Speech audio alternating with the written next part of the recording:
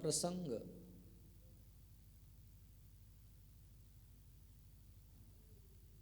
चार बिंदुओं को लेकर के चलता है।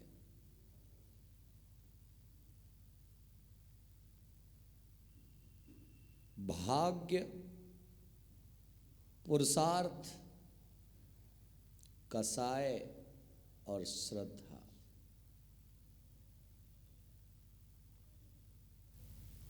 चार बातों को हमें दिग्दर्शित कराता है।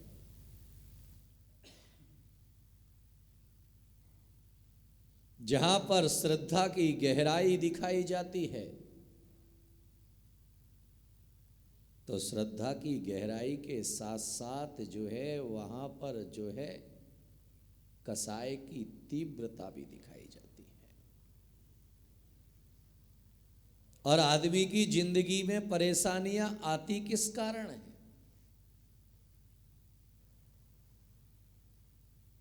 तो वह कसाय की तीव्रता के कारण।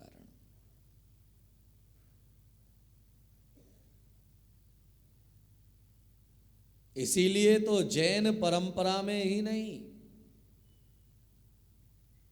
भारत के संपूर्ण अध्यात्म दर्शन ने एक बात के ऊपर हमेशा जोर दिया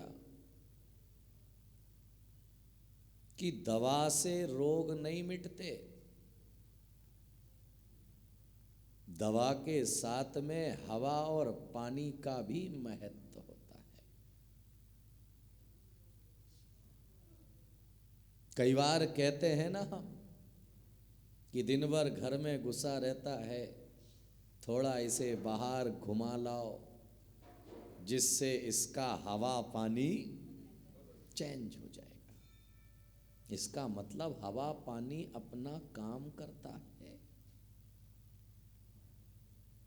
क्योंकि ये शरीर जो है पंचभूत तत्वों से बना हुआ है। अब जो चीज पंचभूत तत्वों से बनी हुई है उसके ऊपर प्रभाव उन पंचभूत तत्वों का रहेगा तो सही। और हम सोचते हैं कि बीमारी हुई है, दवा खा लो ठीक हो जाएंगे। लेकिन अपनी प्रवृत्ति और अपनी प्रकृति बदलने के लिए हम तैयार नहीं होते। प्रवृत्ति बदलेगी तो जीव की प्रवृत्ति बदलेगी, प्रकृति बदलेगी। और प्रवृत्ति नहीं बदलेगी तो आदमी के जीवन की प्रकृति भी नहीं बदलेगी। इसीलिए जो है आज हमें शरीर तो जो है इंसान का मिल गया है, हमें शरीर तो जो है मानव का मिल गया है, लेकिन हमारे अंदर की प्रवृत्ति नहीं बदल पा रही है। क्योंकि जब तक हमारी प्रवृत्ति नहीं बदलेगी तब तक हमारी प्रकृति नहीं बदलेगी। आज प्रवृत्ति क्या है हमारी? जानवरों की छीनने और झपटने की प्रवृत्ति हमारी अभी भी बरकरार है। दूसरे को छलने की प्रवृत्ति आज भी बरकरार है। हम जो है लोमड़ी की काया में तो नहीं है, लेकिन लोमड़ी जैसी चालाकी जरूर है। हम बिल्ली के शरीर को तो हमने प्राप्त नहीं किया है, लेकिन भाव दशा बिल्ली जैसी है कि मैं अकेले में कोई कर्म कर रहा हूं तो मुझे कोई देख नहीं रहा है। बिल्ली भी दूध पीने के पहले आंख बंद कर लेती है और सोचती है कि मुझे कोई नहीं देख रहा है। तुम भी जो है कमरा बंद करके अकेले एकांत में कोई कुकर्म कर लेते और तुम्हें लगता है कि किसी को क्या पता चलने वाला है, तू नहीं बताएगा, मैं नहीं बताऊंगा, कोई किसी को कुछ नहीं बताने वाला है, गुपचुप निपटा लो। तो शरीर बदला है, प्रवृत्ति नहीं बदली है। जो धर्मात्मा को देख करके भौंकने की जो तुम्हारी आदत है, वह श्वान की आदत विद्यमान है। इसीलिए तो कहा गया कि श्वान उसे ही तो कहा जाता है जो कुत्ते को देख करके गुर्राता है। और आज जो है, जो डेली मंदिर में तिलक लगा करके बैठा है, एक धर्मात्मा अपने आप को मानने वाला दूसरे धर्मात्मा को देख करके गुर्राता है। श्वानवत गुर्राएते। क्या बदला हमारा? आकृति बदली है, प्रवृत्ति नहीं बदली है और प्रकृति नहीं बदली है। जो सिर्फ अपने बारे में सोचता है वह जानवर हुआ करता है, और जो मानवता के लिए सोचता है, प्राणी मात्र के लिए सोचता है, वह इस दुनिया में इंसान हुआ करता है। हम किसके बारे में सोचते हैं? मानवता के बारे में, जीव मात्र के लिए। इसीलिए हमारे आदर्श पुरुषों ने कह दिया, दया धर्म का मूल है, पाप मूल अभिमान, और तुलसी दया न छोड़िए जब तक घट में प्राण।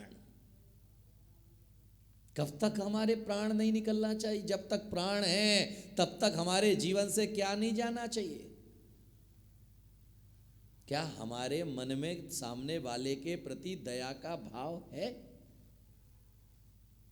करुणा का भाव है? श्रीपाल को बीमारी हुई है, कौन सी? कुष्ठ रोग। का मतलब क्या है? कुष्ठ रोग कहते किसे है? कि जब जो है कुष्ठ रोग होता है तो वह चमड़ी जो है संवेदनहीन हो जाती है। वहां पर संवेदनाएं स्पर्श करने पर जो है कुछ पता नहीं चलता है, चमड़ी वहां की मर जाती है। तो विचार करिएगा कि वह श्रीपाल तो केवल शरीर से कोड़ी है, लेकिन हम कहां से कोड़ी हैं? शरीर के पास और बीपाल के पास में तो केवल जो है शरीर का कोड़ है, लेकिन तुम्हारा तो मन का कोड़ कितना गहरा है,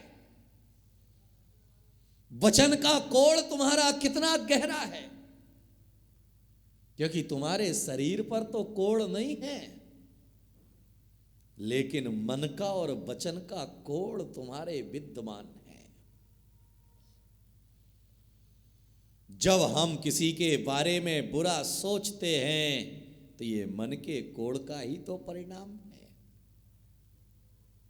जब हम किसी का उपहास उड़ाते हैं तो वह जो है मन का कोड़ ही तो है जो रिस रहा है।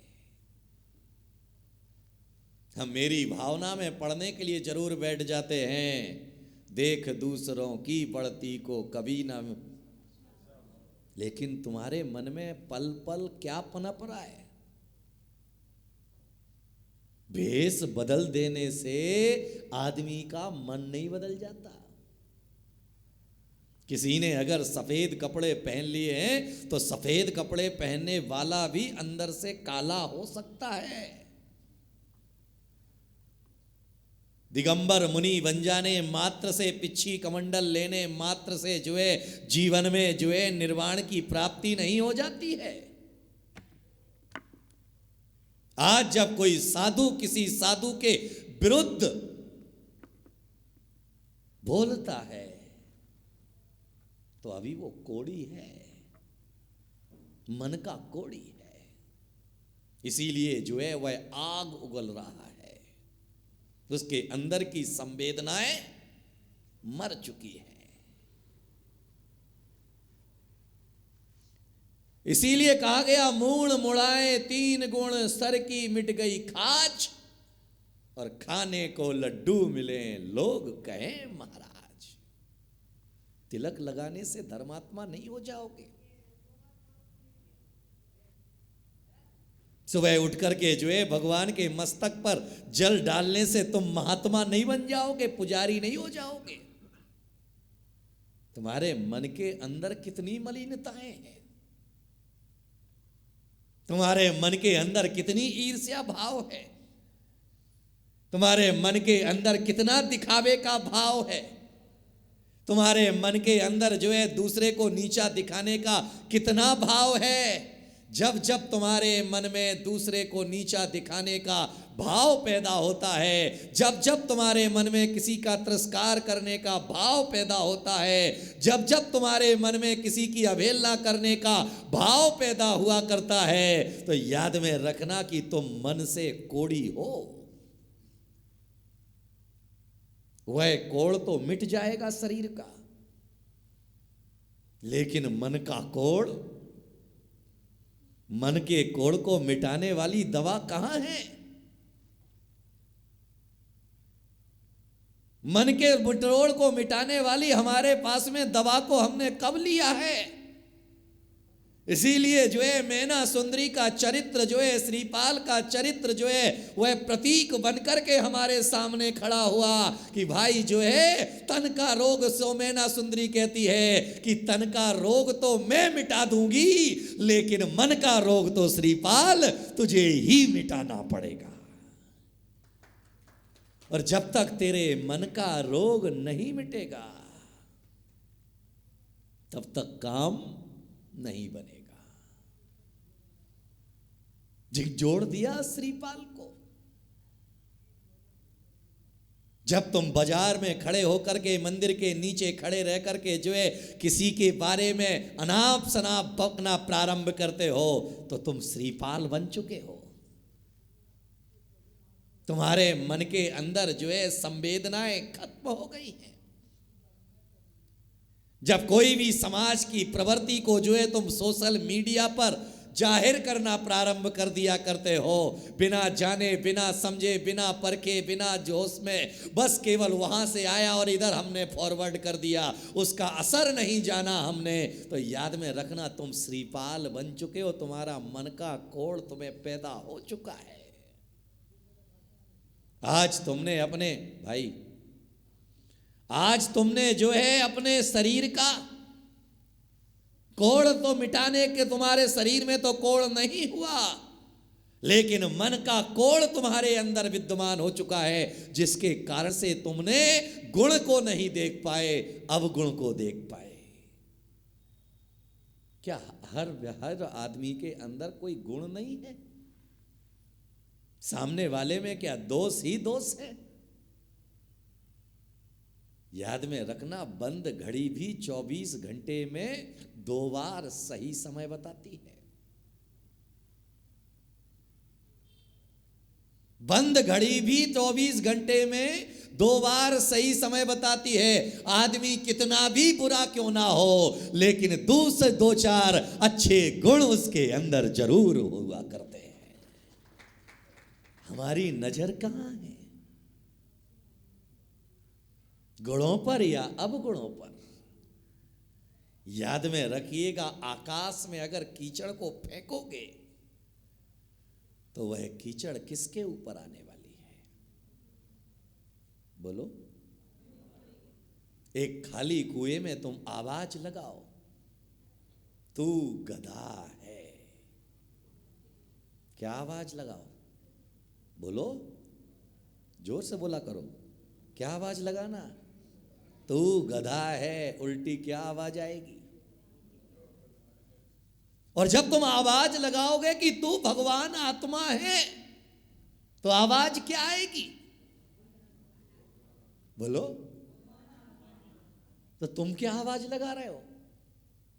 मैं तो सही हूं, मैं तो कुछ गलत नहीं करता हूं, मैं तो किसी का दिल नहीं दुखाता हूं, मैं तो ये नहीं करता हूं, मैं तो वो नहीं करता हूं। जो कुछ करता है, कौन बोला वो करता है?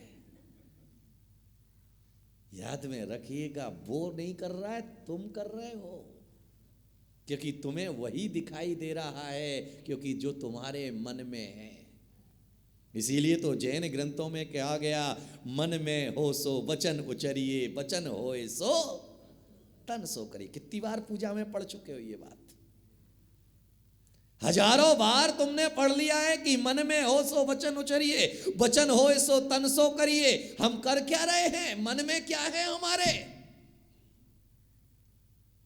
जब हमारे मन में जो है जिनेंद्र भगवान की वाणी के प्रति सम्मान का भाव होगा तो हम कभी भी जैन आयतनों की अवहेलना नहीं करेंगे, कभी भी जैन अनायतनों के बारे में विरुद्ध में बोलेंगे नहीं।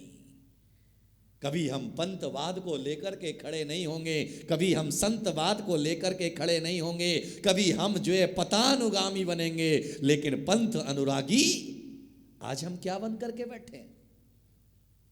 जिसने जो कह दिया वह, जिसने जो कह दिया। जैन दर्शन में कहा गया है कि चीथड़े का भी अनादर मत करो, वह भी किसी के तन ढकने के बोलो काम आता है। जय महावीर जय महावीर, बोलो बोलो जय महावीर।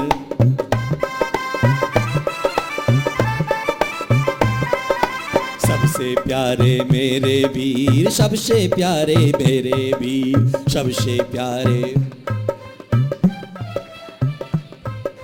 जय महावीर बोलो जय जय महावीर, जय महावीर बोलो, जय महावीर बोलो जय जय महावीर, जय महावीर बोलो। महावीर भगवान को मन मंदिर में ध्यान, महावीर भगवान